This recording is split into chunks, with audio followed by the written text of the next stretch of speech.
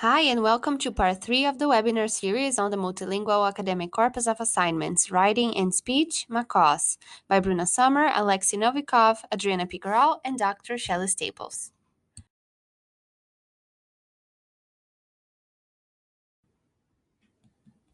The webinar is the third in our series, and the first one on the pedagogical materials created using MACOS. Here we are going to share activities focused on genre and register for Portuguese classes. As a disclaimer, we do not equate genre and register, but rather we are using these terms in very broad general sense. We don't want to get in the weeds of the differences between genre and register, but what we want to show is that, on the one hand, genre approach in tandem with DDL can be used to look at features and their rhetorical purposes even though they might only occur once in each text. On the other hand, tasks focused on register with DDL emphasize features that frequently occur in each text. In genre, function is more tied to the text itself and the purpose of a text within a specific rhetorical context, while register focuses on the function of specific linguistic features. Both genre and register make explicit the association between form and function.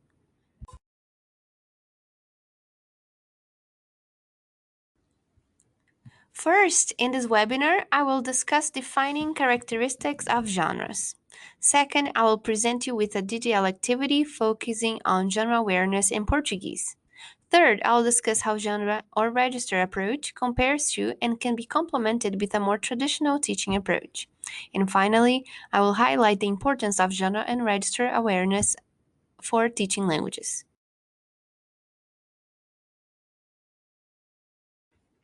Before I move on to the activities, I would like to remind you how the instructors are involved in the process. They give us access to their classroom to consent their students. Then they provide their pedagogical materials to be aligned with the student productions. And finally, they participate in workshops for both discussing and creating the DDL materials.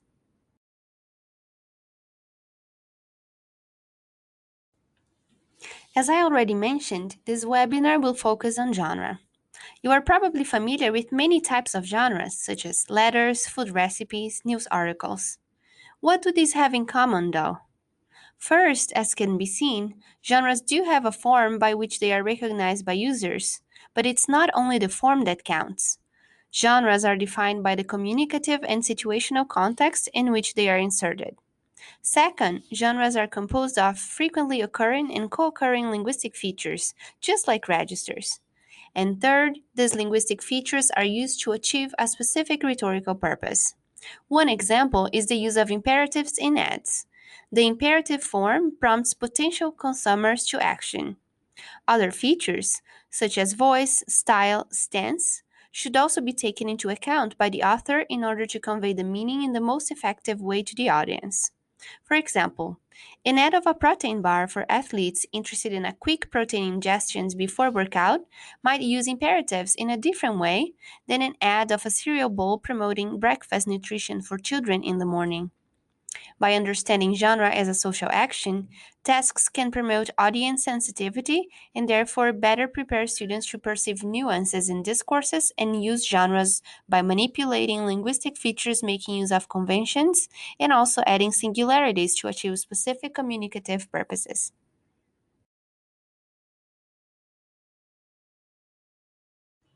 Here is an activity that aims to raise students' awareness of the connection between genre and grammar.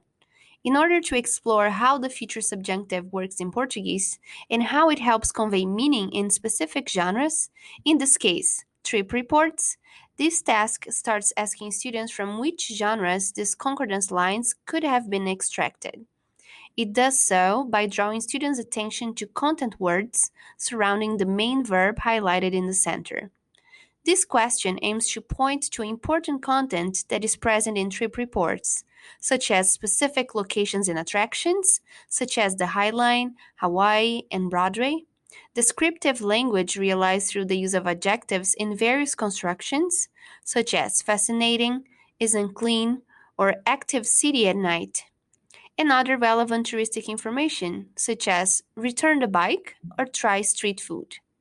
Then, the students are invited to reflect on the function of the verb querer, to want, in future subjunctive, and to do this in relation to the content to reach an initial understanding of rhetorical functions of the genre trip report.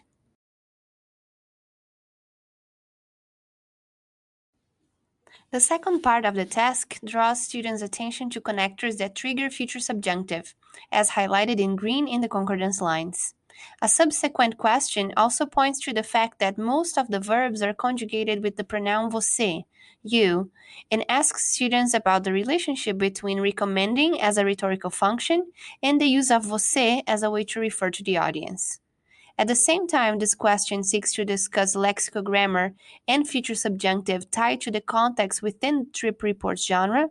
It also prepares students to expand knowledge by conjugating different verbs with different pronouns in the subsequent question.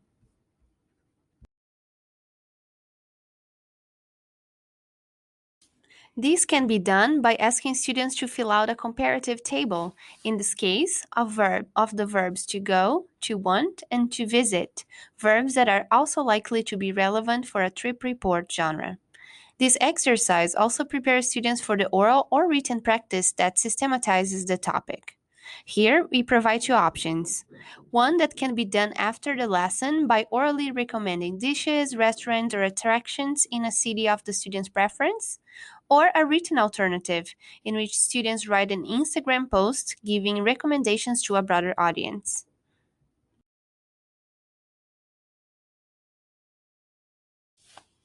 A detailed prompt for this activity can be found in the supplemental PDF materials, but in this webinar we presented some ideas of what can be done with one set of concordance lines. Now let's briefly reiterate the characteristics of genres.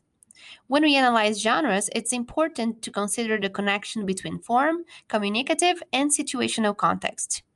In the case of trip reports presented here, students were invited to explore the ways in which the authors shared their personal experiences through the use of description and narration frames to recommend and present alternatives.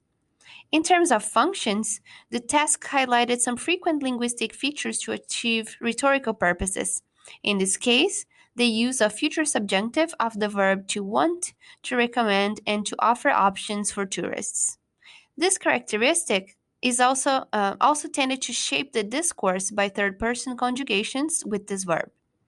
Even though genres follow conventions recognized by users, the fact that genres are singularly produced through specific exigencies allows the author to position herself through flexible choices in some cases. In trip reports, the future subjunctive is an effective way to convey the meaning, but the same function could be achieved through modals as well. For example, you should visit this park.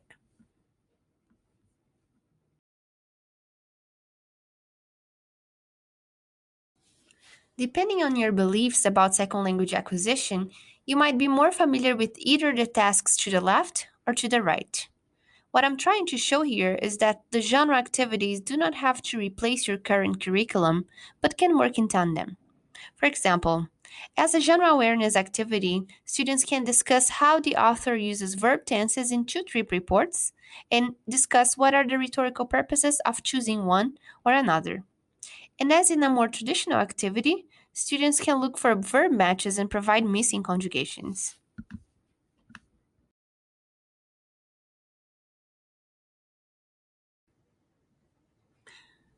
To conclude, I wanted to provide some more compelling arguments for using the genre register awareness approach to creating your activities. First, as you might have seen from your own teaching experience, grammar is traditionally taught in isolation, and that's why genre and register awareness approach can serve as a platform to connecting isolated grammatical forms to their situated meaning, and also for discussing the served functions and even their connection to register. Second, this approach is both inductive and explicit. What that means is that students are involved in both discovering patterns on their own and explicitly talking about these patterns, which could reinforce their learning. Third, genre and register awareness can promote overall language awareness, which has been shown to be beneficial for learners. Promoting genre awareness can similarly contribute to students' literacy development.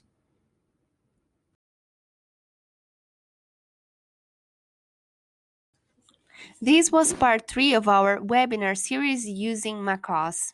The next video will be on how to use register and genre awareness for Russian classes.